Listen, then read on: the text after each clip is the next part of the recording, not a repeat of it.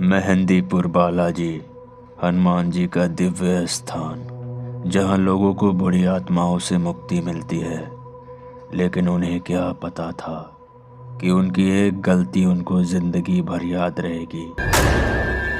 आज की कहानी बेहद खौफनाक है, तो चलिए बढ़ते हैं आज की दिल दहला देने वाली कहानी की ओर। सुबह के करीब 10 बजे थे।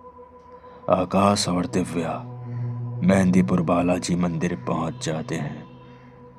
मंदिर बाहर से तो साधारण लग रहा था, लेकिन अंदर जाने पर एक अजीब सी घबराहट उन्हें महसूस हो रही थी।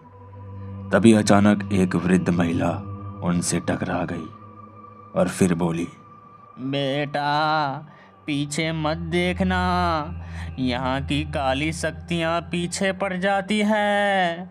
तुम लोगों ने तो सुना ही होगा। दोनों ने उसकी बात को मजाक में ले लिया और मंदिर के अंदर दर्शन करने चले गए। जैसे ही वो दोनों दर्शन करके मंदिर से बाहर निकल रहे थे, तो उन्हें ऐसा लगा कि कोई जान पहचान का उन्हें पुकार रहा हो, और यही उनकी सबसे बड़ी गलती थी।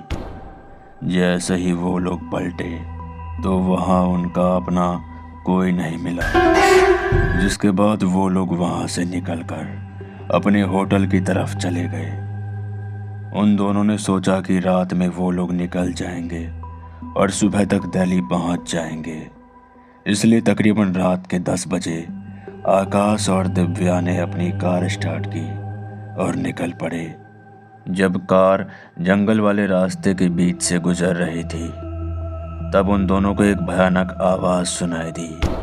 वो आवाज़ काफ़ी डरावनी थी, जिसे वो दोनों सुनकर सहम गए। जिसके बाद आकाश ने डरते हुए पीछे देखा, तो उसने जो देखा उसे देखकर उसके रोंगटे कांप गए। दरअसल पीछे एक भूतिया औरत खड़ी थी, जिसने सफ़ेद साड़ी पहन रखी थी, और सबसे बड़ी बात कि वो हवा में तैर रही थी। ये देखकर दिव्या बहुत जोर से चिल्लाती है। जैसे तैसे करके आकाश उसे संभालता है और उस शैतानी आत्मा से सामना करते हुए वो लोग आखिरकार उस रास्ते से निकल जाते हैं और सही सलामत दिल्ली पहुंच जाते हैं। हालांकि आकाश समझ चुका था, लेकिन देर से, कि उन दोनों ने पीछे पलटकर बहुत बड़ी गलती कर दी थी। लेकिन अब कुछ हो भी नहीं सकता था। घर पहुंचने पर भी उन्होंने अपने आसपास किसी के होने की फीलिंग को महसूस किया। रात को दिव्या ने सपने में देखा कि वो औरत उनकी कार के अंदर बैठी थी। दिन भर हर आवाज और हर शैडो उन्हें डराता रहा। आकाश ने यह सोचा कि उन्हें किसी तांत्रिक की मदद लेनी चाहिए, जिसके बाद आकाश और दिव्या एक तांत्रिक बाबा के पास गए। पास जाते ही तांत्रिक बाबा उन दोनों को कहते हैं, तुमने मंदिर के बाहर की वार्निंग को इग्नोर किया। उस औरत का भूत अब तुम्हारे पीछे पड़ चुका है। वो इतनी आसानी से तुम दोनों का पीछा नहीं छोड़ेगी। ये सुनते ही दोनों कैसे भी उस भूत का सामना करने के लिए तैयार हो गए। एक रात आकाश और दिव्या ने फिर से वही रास्ता अपनाया जहां उन्होंने उस औरत को देखा था। जैसे ही वो जंगल के बीच पहुंचे, वो औरत उन्हें फिर से दिखाई दी। आकाश ने कहा, हमें माफ़ कर दो। हमने गलती से पीछे पलट कर देख लिया। प्लीज़ हमें माफ़ कर दो।